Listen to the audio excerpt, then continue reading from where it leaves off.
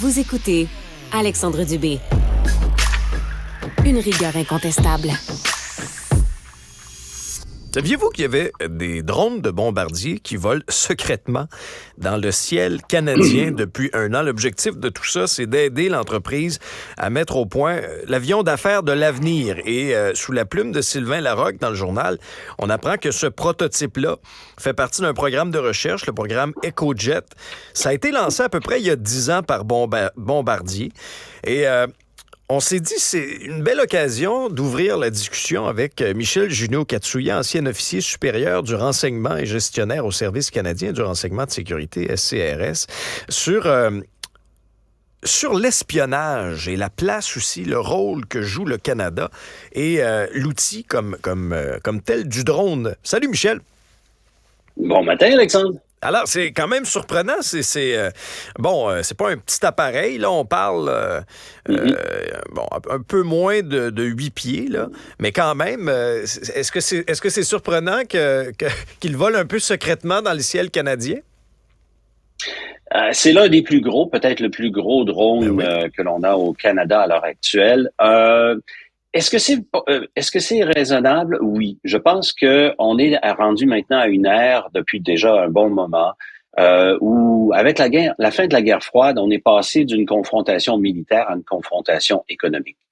Et dans les années 90, particulièrement dans les années 2000, tout s'est accéléré au niveau de l'espionnage industriel. Maintenant, l'économie nationale fait partie de la sécurité nationale pour bien des pays et de pouvoir voler de la propriété intellectuelle, des idées, de voler des contrats, contribue à améliorer la sécurité nationale. Donc, on a certains pays qui ont des capacités offensives, comme la CIA, comme le SVR en Russie, comme les Français, les Anglais, comme d'autres pays de cette nature, vont tenter de voler la propriété intellectuelle.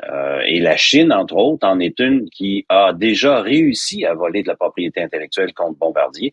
Et ça, il y a des leçons à apprendre de tout ça. Alors, on fait des recherches le plus secrètement possible, le plus discrètement possible, pour pouvoir peut-être éventuellement lancer quelque chose qui aura un avantage compétitif sur l'industrie. De manière générale, sur l'échiquier de l'espionnage, là, où se situe le Canada, Michel? On n'est pas offensif, nous. On n'a pas d'organisation qui va intentionnellement tenter d'aller voler de la propriété intellectuelle comme d'autres pays le font activement. Et là-dedans, il y a même des alliés. Parce que depuis la fin de la guerre froide, comme je le disais il y a un instant, c'est ça, à chacun pour soi. Il n'y a plus de camp, il n'y a plus d'alliés comme tel sur le plan économique. Donc, le Canada ne fait pas ça. Le Canada doit se défendre, par exemple, parce qu'on est une société basée sur le savoir. On a d'excellents centres de recherche et malheureusement, la culture canadienne qui n'a pas été stimulée, qui n'a pas été nourrie par les gouvernements, que ce soit provinciaux ou fédéraux, on est naïf sur le bord de la stupidité quand vient le temps de se protéger contre l'espionnage industriel. On vient ici allègrement nous espionner. On estime qu'on perd entre 100 à 120 milliards de dollars par année en propriété intellectuelle, en contrats potentiels, en parts de marchés internationaux. Et quand est-ce la dernière fois qu'on entend le gouvernement nous parler de sécurité sur le plan de l'espionnage ou du contre-espionnage? Et c'est ça qui fait le problème et qui fait le bobo. On entend de plus en plus parler ces derniers temps avec l'histoire de l'ingérence étrangère chinoise, la crise avec l'État indien, le problème avec le fait de faire venir un sympathisant nazi à la Chambre des communes.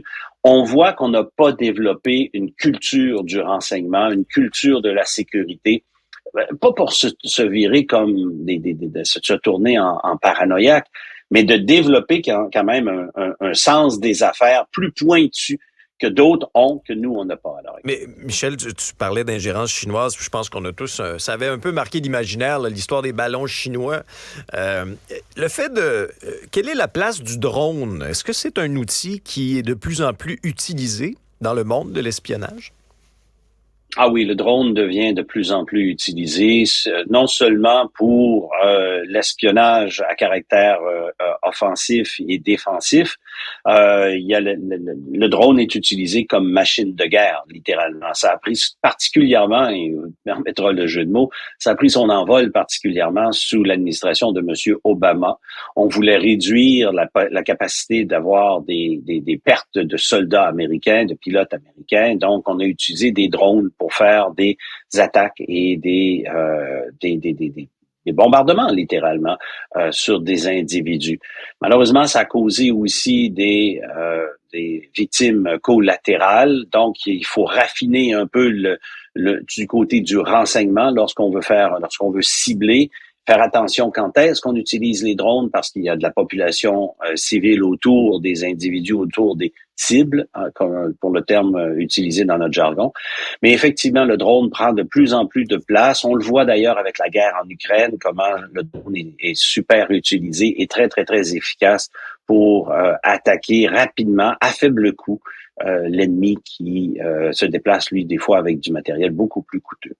Michel Junot-Katsuya, ancien officier supérieur du renseignement au SCRS. Toujours intéressant d'écouter tes histoires. Merci beaucoup, Michel. Dans le